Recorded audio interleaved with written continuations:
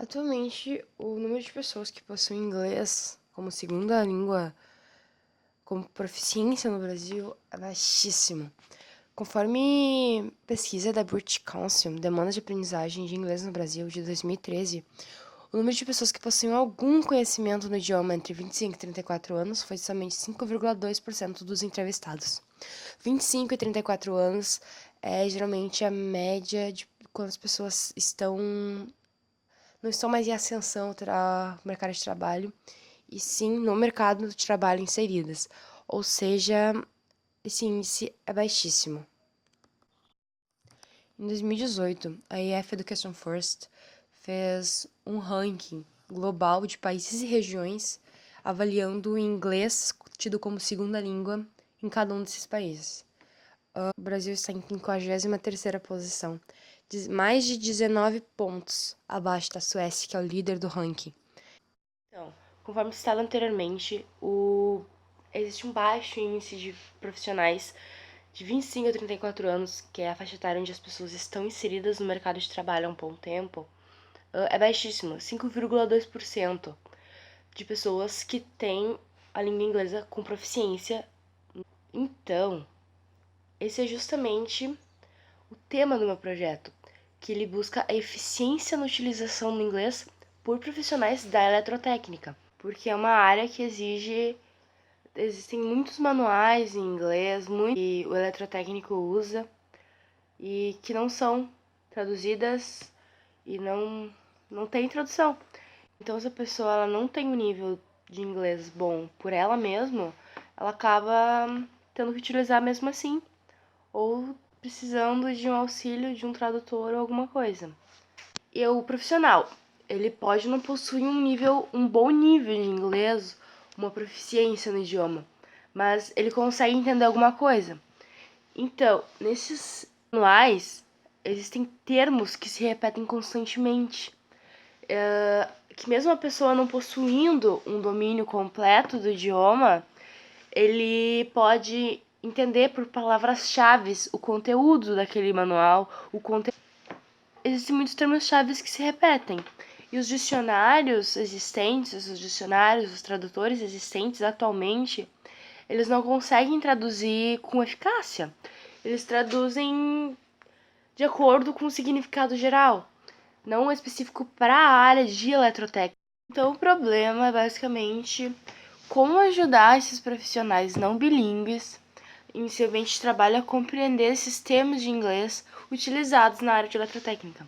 Como fazê-los entender e compreender os termos-chave para que eles possam desenvolver o entendimento do manual, do equipamento, da máquina. Bem, essa é a tela inicial do Survival, é uma amostra da tela. Basicamente, o que tem nela? Aqui em cima tem uma barra de pesquisa com pesquise seu termo. Aqui você digita o seu termo e o termo que tu precisa, que a pessoa viu no manual e que ela quer saber o significado. Aqui embaixo são vários termos, todos os termos do dicionário em ordem alfabética, que é todos os significados do termo. Por exemplo, eu pesquisei um termo, o termo 1. Esse termo 1, eu vou clicar nele, no dicionário, e vai aparecer aqui em cima o termo 1, a palavra, o termo que o técnico pesquisou. Daí vai aparecer o significado na área de eletrotécnica, isso é importante. O significado que ele tem, a tradução que ele tem na área de eletrotécnica. Significado. Vai aparecer várias traduções. Por exemplo, dentro da área de eletrotécnica, ele pode ter várias traduções. Aquele termo pode ter várias traduções. E logo embaixo, expressões com esse termo. Por exemplo, se o termo for um termo composto e tiver... não ser um termo literal, e sim uma expressão, possivelmente essa expressão vai estar aqui. Veja também sinônimos. Sim, além do termo, vai ter sinônimos. A memória humana ela é dividida em duas: a memória de curto prazo e a memória de longo prazo. A memória de curto prazo é uma memória recente. Ela dura de horas a poucos dias, e a memória de longo prazo é uma memória com bastante duração. Então, essa é a curva de esquecimento e retenção de Ebbinghaus, que é literalmente explicada por este gráfico. Essa aqui, essa curva azul, ela é a memória do ser humano sem repetição, sem revisão. Ou seja, nesse ponto aqui é o pico, quando a pessoa acabou de receber a informação.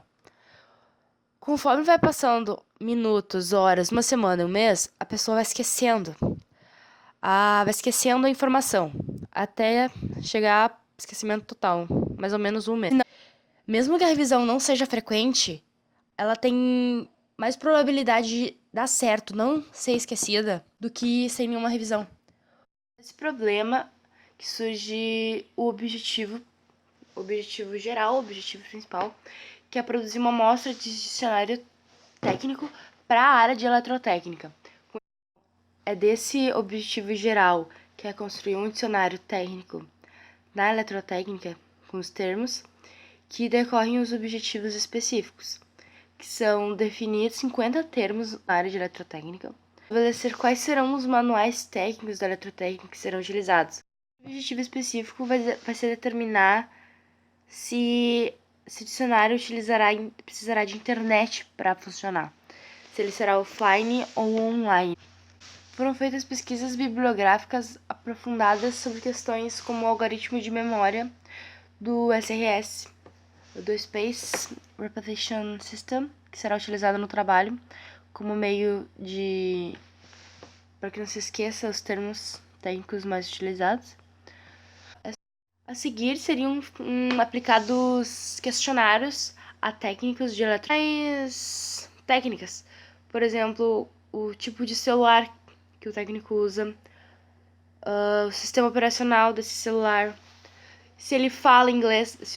Após essa etapa de aplicação dos questionários e coisas, será iniciada a próxima etapa, que é reunir termos técnicos frequentes em eletrotécnica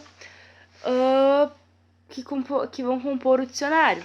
Esses termos serão adquiridos da seguinte forma: vão ser reunidos termos frequentes em manuais pesquisadas também, listas de termos técnicos com o mesmo objetivo na internet. Depois disso, vão ser comparadas essas listas e daí sim surgirão os termos técnicos que serão utilizados de cada dicionário.